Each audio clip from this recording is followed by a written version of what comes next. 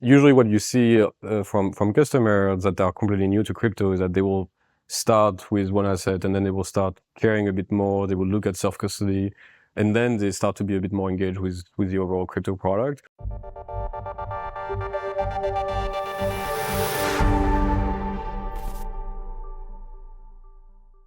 Thank you for doing this, sir. Oh, yeah, I appreciate it. Of course. To start with, can you please tell me your name and what you do? I'm Johann Kerbrat, and I'm the general manager for crypto at Robinhood. Very good. Very briefly, can you tell me how you got to this position? Like what brought you here? I know that's probably a long journey, but yeah, I'm gonna try to keep it short so I don't bore everyone else. But I started my career about 14 years ago. I created a startup around payments rails and crypto back in 2010. And moving forward, I basically only worked in payments as an engineer in my life. And so I worked at multiple startups, including Airbnb. And before Robinhood, I was at a blockchain company, and I joined Robinhood as a CTO for crypto and moved to the general manager position 3 years ago. Why did you decide to join Robinhood as the CTO? I think at the time, I've always been saying that crypto was made by engineer for engineer, and that we were kind of excluding 99% of the population because of that.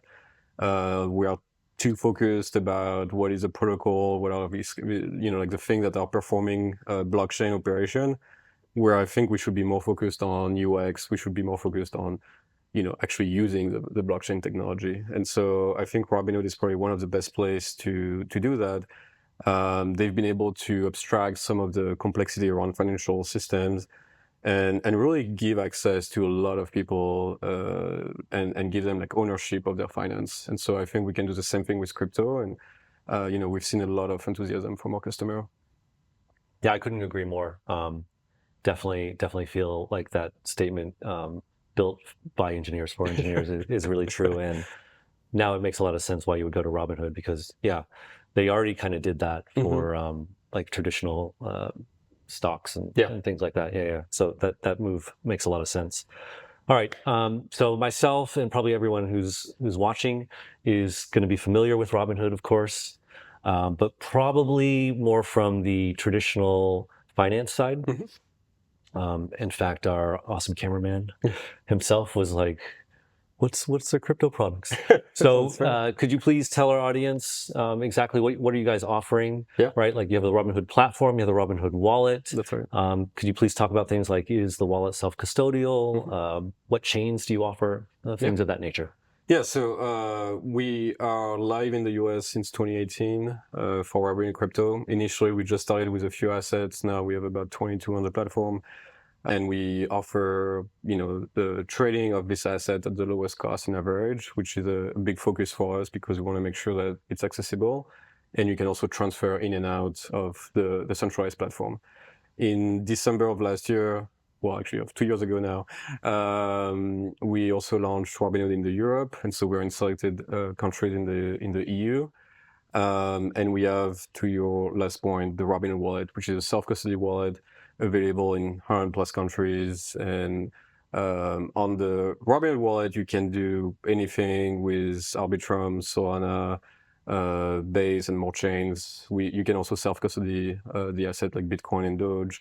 You can do cross-chain swaps, things like this. And so one of the main reasons why we developed our own wallet was to focus on giving an experience that is very easy. So, for example, we offered gas fees transaction that was at the time where no one else was doing it really. And we also tried to make sure that the experience, the UX, the UI looks really much like Robinhood, so that, when you purchase something on Robinhood, you're not completely lost as soon as you get into the wallet. And the last product that we offer is called Robinhood Connect. It's a on-ramp, off-ramp that is used by many wallets. So our wallet, of course, but it's also on MetaMask, on Phantom, on Moonshot. And so the idea here is still the same, like offering the best experience and the lowest cost in average for crypto. Could you give me a little more detail on this? So the off-ramp is obviously to change from crypto to, I imagine fiat, right? Yeah. And that product is used by other wallets? Yeah, so anyone can integrate with Robinhood Wallet. with Robinhood Connect. And so it's an on-ramp, off-ramp. The off-ramp is not on a ton of wallets yet. I think it's still a new product that we just launched. But on the on-ramp, we've had a decent amount of success in the past few quarters, especially with a lot of the traction on the Solana network. We've been seeing a lot of usage. Oh yeah, Yeah, absolutely. That's where it is.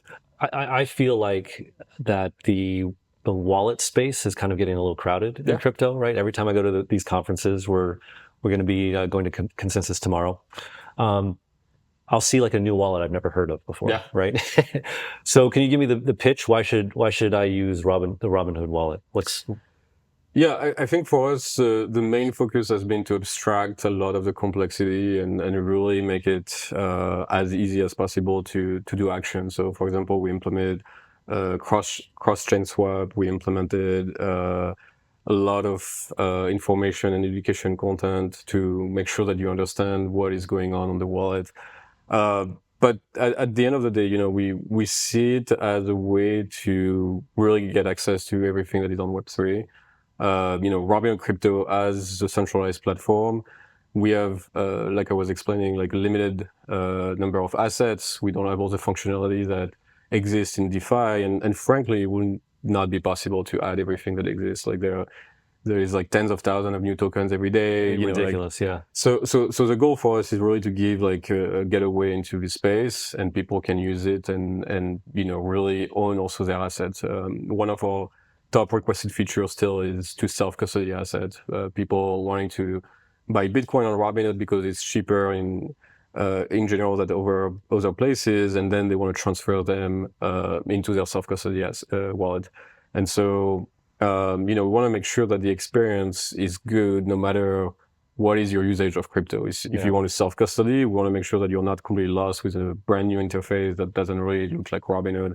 So we've been caring about that, and we've had decent success about it. Yeah, I mean, this leads perfectly to my next question, which is, I think one of Robinhood's biggest advantages is obviously access to people who have never been into crypto or been interested with crypto, kind of retail users.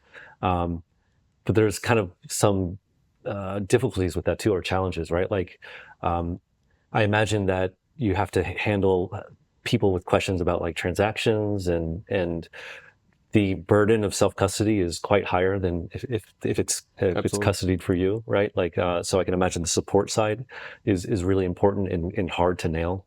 Have you found that to be the case? Well, I think it's true for any product. So we've actually invested a lot in our support. We offer 24/7 support, for example, which is pretty rare in the space.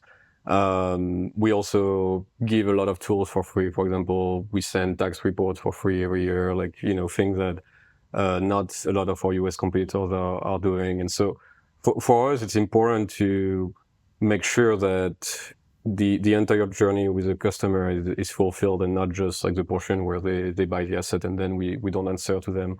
But I think for the self-custody part, it's also interesting because usually what you see from customers that are completely new to crypto is that they will start with one asset, and then they will start caring a bit more. They will look at self-custody, and then they start to be a bit more engaged with the overall crypto product. And so I think that's important for us to keep investing into this educational content. We have a few suite of products called Learn Content or Learn and Earn, where you can get a reward as well. And we've seen a lot of traction from this product, even though like the reward is very small, but it's just like convincing people to go through the learning experience and helping them understand. And then when they have this like reward, they can start using it and seeing what they can use it for, and they get a bit more engaged with the product. Yeah, absolutely. And it's going to be so important to kind of bring people in. Okay, so you said that you have 22 assets. To me, when I first heard that, I didn't know how many assets you had, but it definitely then you're heavily curating which assets to show your customers. This is obviously a conscious choice, right? You could obviously put in 200, 300, 400, 500. Could you tell me a little bit of why you guys decided to kind of limit the assets that you choose to show your customers? Yeah, I think there's a combination of facts. So we have a listing process where we look at, operations, security, like this kind of things. We want to make sure that there's enough liquidity on the market. But there's also the aspect of customer demand that we look at a lot. And, before we list an asset, we want to make sure that people actually care about it. And we don't want to create the market, or we don't want to market a new asset just and encourage people to get into it. So we really look into the opposite direction. And I think for us, our role has always been, we want to do less but very well. So we want to make sure that if we list an asset, we offer the lowest cost and average, like I mentioned before. We want to make sure that we can support it at all time. Like, this is the kind of things that we look at a lot. And then, on the other side, we have this Robinhood wallet. So if you want to have access to all the assets that are on Base or on Solana or on Arbitrum, you can use that. But if you want the centralized experience where we custody for you, we have a bit more of a curated listing. I think that's wise, to be honest. I mean, I think that you see now in the space this kind of push and pull between these two kind of philosophies, right? Like a highly curated list, and then kind of opening up the gates. I heard that CZ, formerly of Binance, was asking other exchanges and like market makers whether they should just open up complete unfettered access to all the coins, right? Like, so, and people were like, no, don't do that. Don't do that. What was the last coin that you listed of those 22? The official Trump token. Of course. You guys have been here since 2018, quite forward thinking. I remember when you guys first started listing things, it was a big moment for degenerates like me to have like a traditional player kind of put their stamp of approval, right? Like that it's a real thing. And you've been around for a long time. Your Q4 report just came out, right? And crypto was a major part of the growth. 700%? Yeah. I mean, impressive. So it seems to me, obviously, that crypto is going to become more important for Robinhood overall.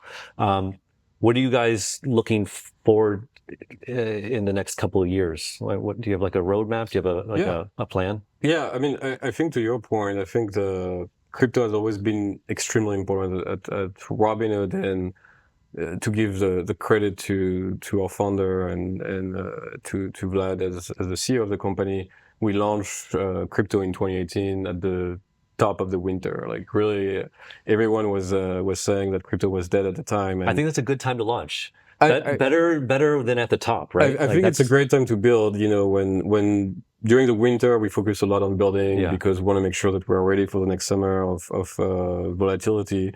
But I think it does show a lot of commitment about the product from the company, because at this time where everyone was saying that crypto was dead, they still decided to go forward with it and to launch it.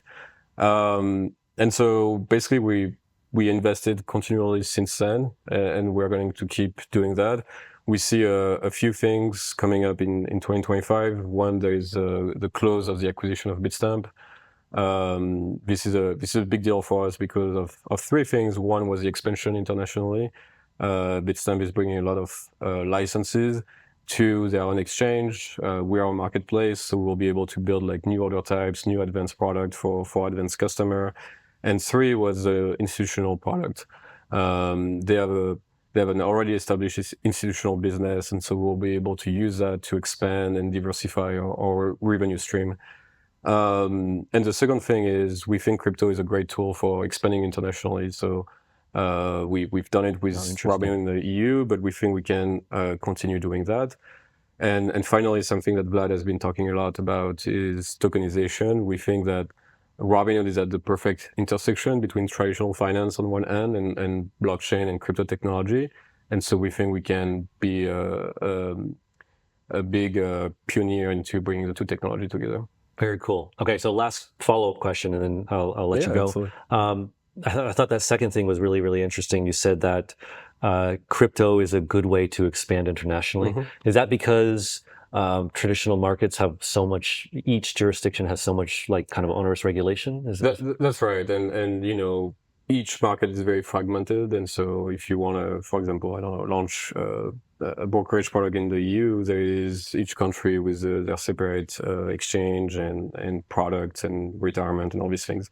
On crypto, it's a bit more... MiCA, right?